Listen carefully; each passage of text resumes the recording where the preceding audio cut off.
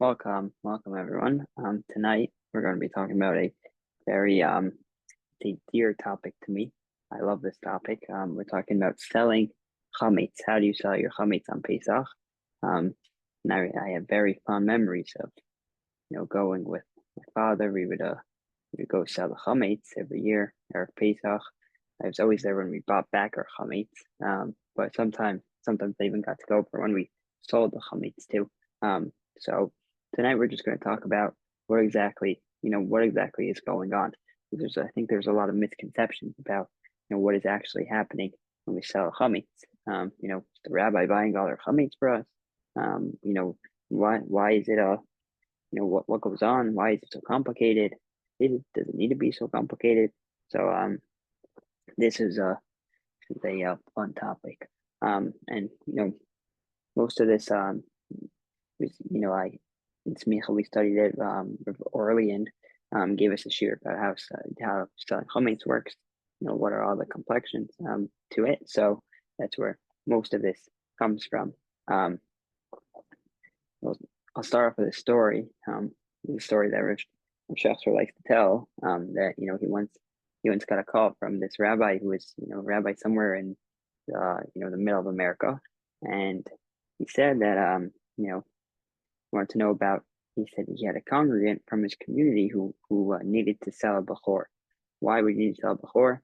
Well, sometimes the halacha is if you have an animal that is tahor, and it has a bechor, so you need to actually you need to redeem it. So most people what they do is they make sure to sell the animal before it produces a bechor, and that way you don't need to redeem the animal. So this this rabbi wanted to call Rav Shechter and say, how exactly how do I sell an animal? So he said, the same way you sell a chametz. So the rabbi said, okay, got it. And he said, how do I sell my chametz? So Rav Shechter, he likes to tell that story. Yeah, so the rabbi community for sure should know how to sell chametz. What about for us who are not rabbis? It's still nice to understand what exactly is happening.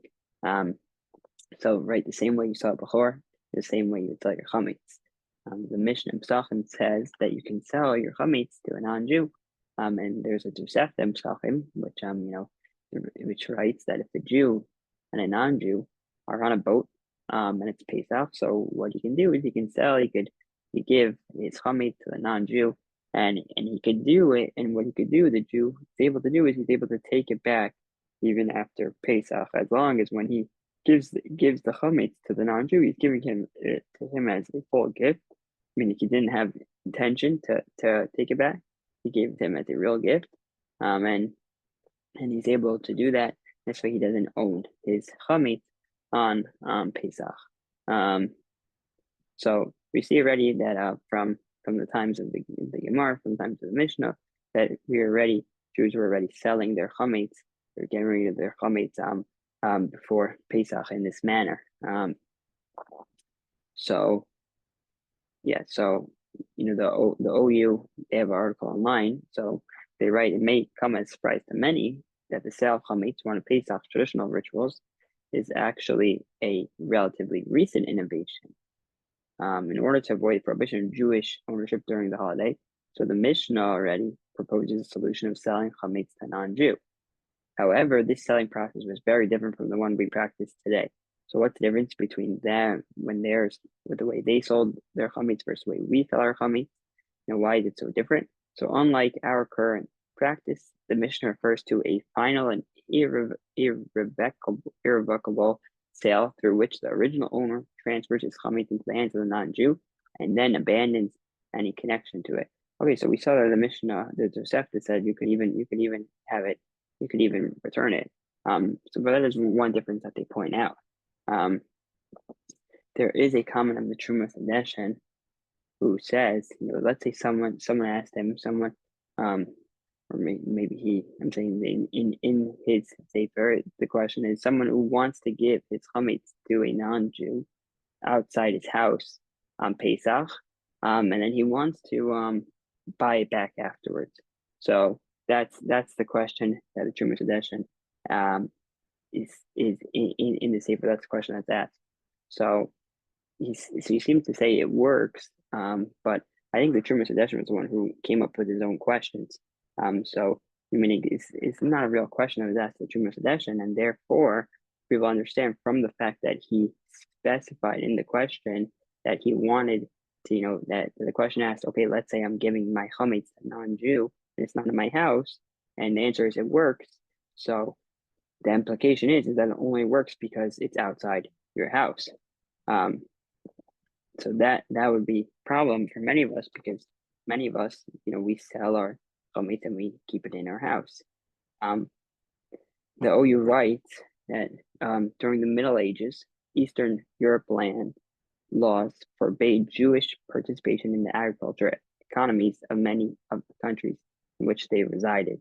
Consequently, many Jews chose such independent trades such as the operation of taverns. These taverns manufactured and sold grain-based liquor.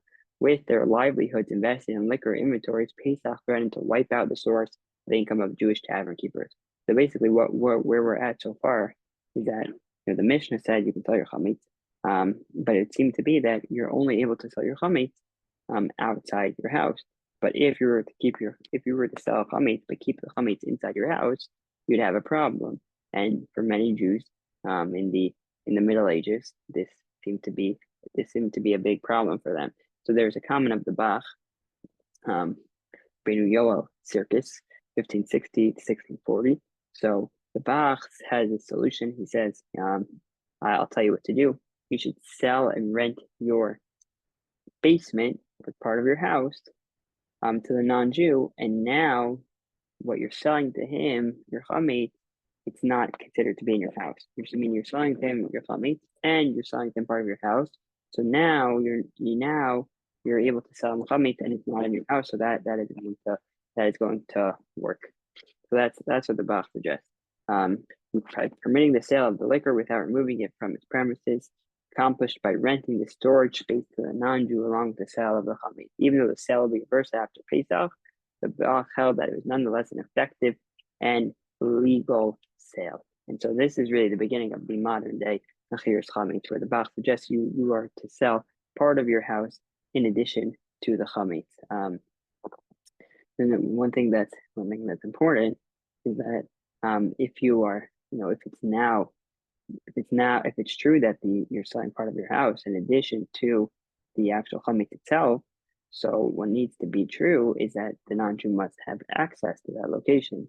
So the Bach says, therefore, what you need to do is you need to make sure the non-Jew has access to your house, and he needs to therefore have a key. Nowadays, it's a little bit easier. You might say you don't even need to give the non-Jew keys, but imagine a rabbi shows up to the non-Jew to sell the chametz, and he shows up with thousands of keys. That would be a little bit of a hassle. But if the non-Jew needs access to all the houses, and he doesn't have keys, so how do we say that this is a good sale? So many say that this is, many people have combination locks, or at the very least, if they only have the key, they would be able to FedEx them the key, and get it to them, in a matter of hours. But it used to be that you needed to actually give a physical key. One thing before we talk about the actual sale, the mechanism of the sale, one thing to understand is that this is a very strict halacha. And many think that it's only Isser Derabanan, it's not the scales aren't that significant, because midoraisa on a biblical level, once I know my chametz, that's it, I'm done. I don't need to worry anymore. So the argument the other way is, though, yeah, that might be true that you're nullifying your chametz, but the very fact that you are selling this chametz means you care about it, and means that you didn't nullify this specific chametz. You tried to sell it, so it wasn't part of your nullification. And therefore, if there is no sale that goes through, then what you're dealing with is not a rabbinical violation of chametz, it's actually a biblical, which is very, very significant to have chametz in your possession over his. What about the rabbi as an agent? So, contrary to widespread misconception, so you're right, rabbis do not buy the chametz. That is not what is happening. Rabbis are not buying the chametz. The individual participating in the sale appoints his rabbi as an agent, sells chametz to non-Jew in Erev Pesach. This signature on the contract in exchange of an object. If you ever sell, if you go to sell your chametz, the rabbi will typically ask you to pick up a pen or to pick up a handkerchief. So that is what is called a kinyan chalipin.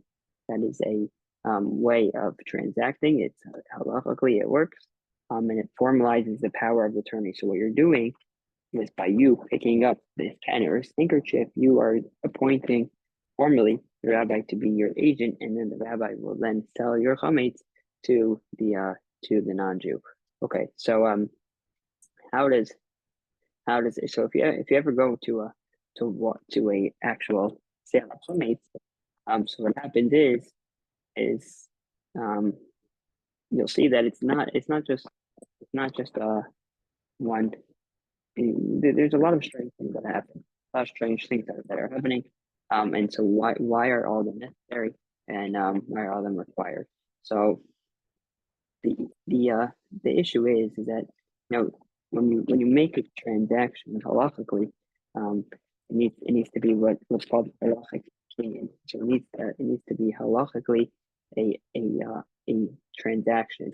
So the most simple way to do that in halacha to make a transaction is for someone to give, let's say I was at a store, I wanted to buy a product, I wanted to buy a few apples from the store. So what would happen? I would hand the seller some money. Really?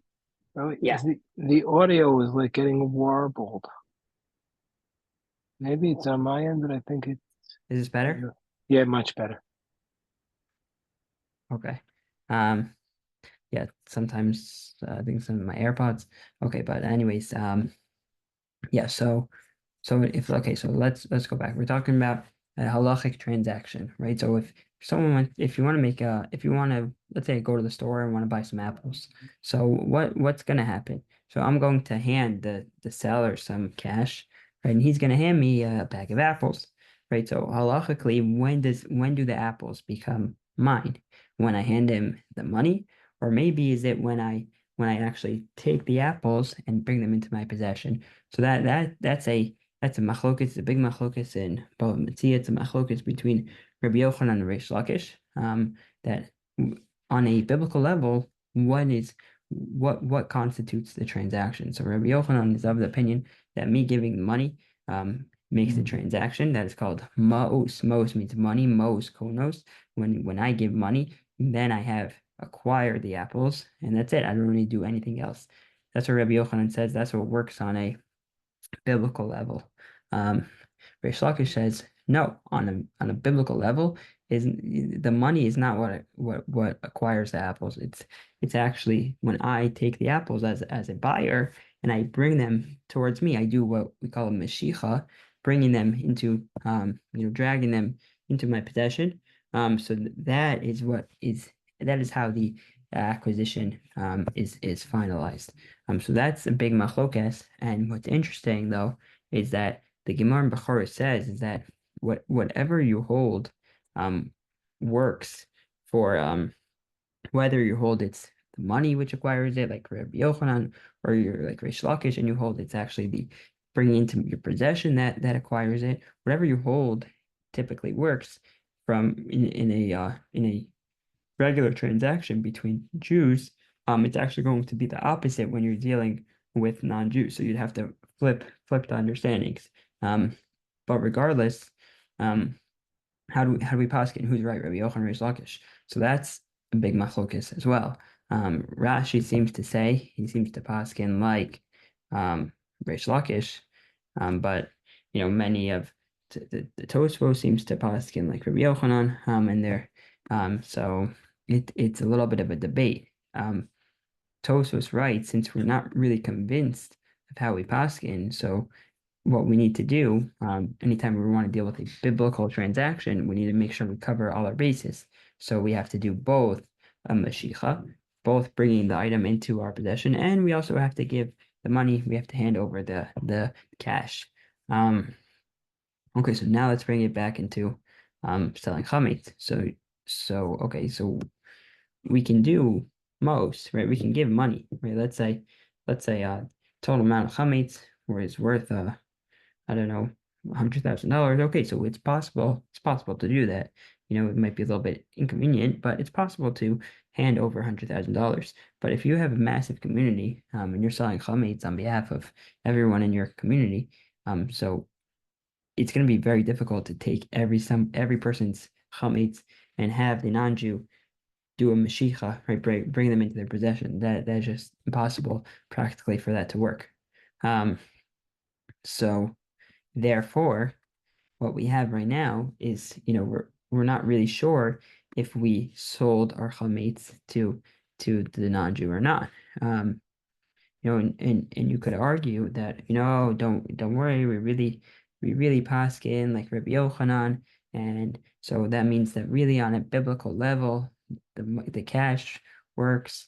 Or I'm saying the opposite would be true for a non-Jew. You could argue either way, but the point is that this is that the poskim are pretty machmir about it because we're dealing with chametz, and chametz has not only it is a biblical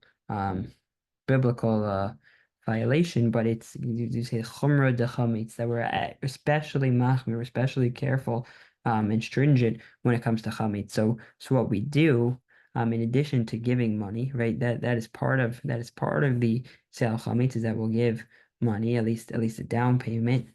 In addition to that, we'll do all these other forms of kinyanim, these other forms of different ways which you could acquire, which you could make acquisitions and halachically, in order to try to cover all our bases, and hope that one of them is really going to work. But all of them, you'll see that we'll go through them.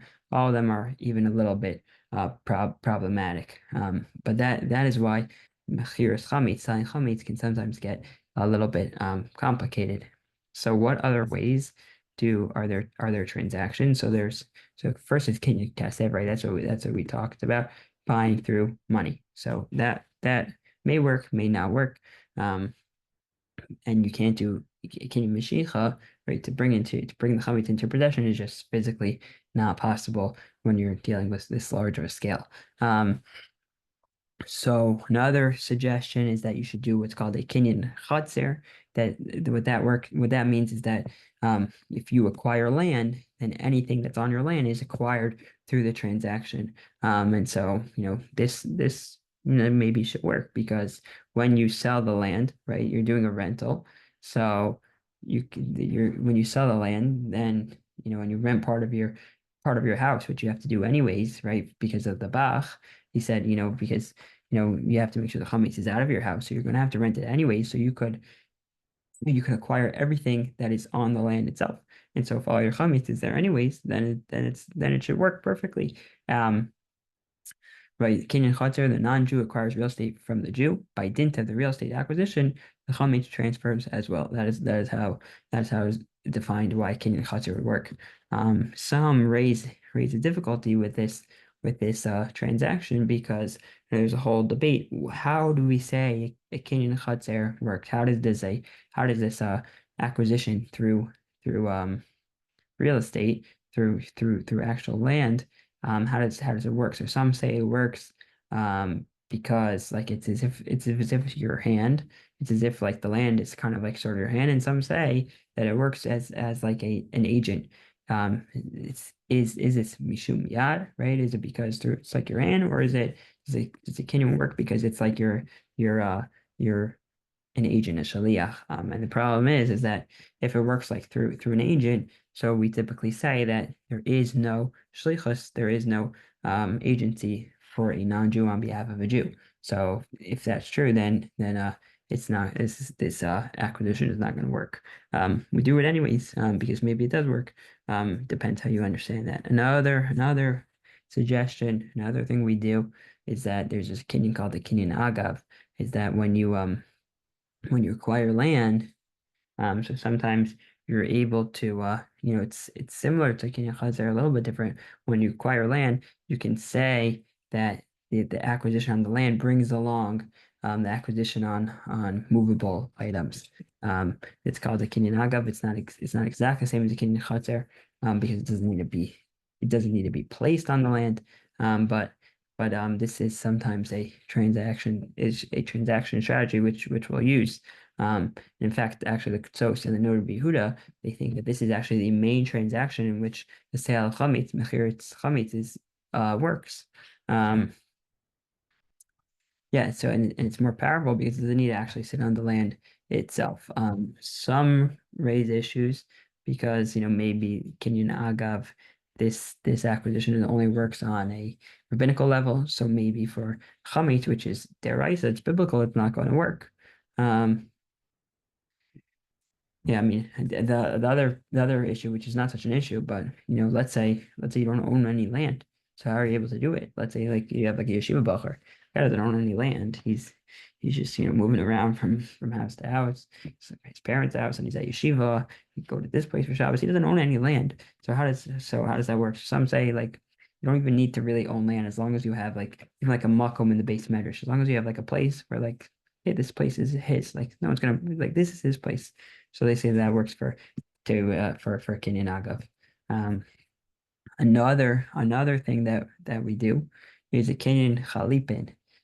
What's a Kinyan Chalipin? That's exchange the barter of property, whereby the non-Jew hands over an object of his, upon which the chametz is transferred into his ownership. So that is another thing that we do. They'll maybe hand over a pen or a small item of theirs.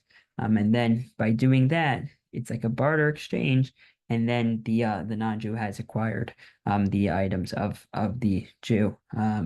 He just needs to give you an item of his, and then he acquires a chametz. So that would seem to work. There's that would seem like a perfect way for the non-Jew to acquire the chametz. Potential issue here is that how do we know there's a Kinyan Chalipin? Where do we know what's the source for a Kinyan Chalipin that this works? It's a pasuk from Rus. It says Vizos Hatuda B'Yisrael. So that implies maybe it only works for Jews. Maybe only Jews can do a Kinyan Chalipin, and maybe non-Jews aren't able to do a Chalipin. There's also what we call a Kinyan Timsusa. So maybe it's called a Tekiyat Kaf. I think that's the same thing. It's based on a comment of the Magen Avram. The Magen Avram said if you put a seal on a barrel, sealing a barrel, that effectuates a transaction and transfers ownership of the barrel. And the Mefarshim commentators explain that what he means is that whatever is industry standard works for a transaction. So so they say it's like in the diamond district. Apparently this is true. That say if you shake, if you do a handshake and say Mazal bracha, that means that's essentially as good as a legal contract.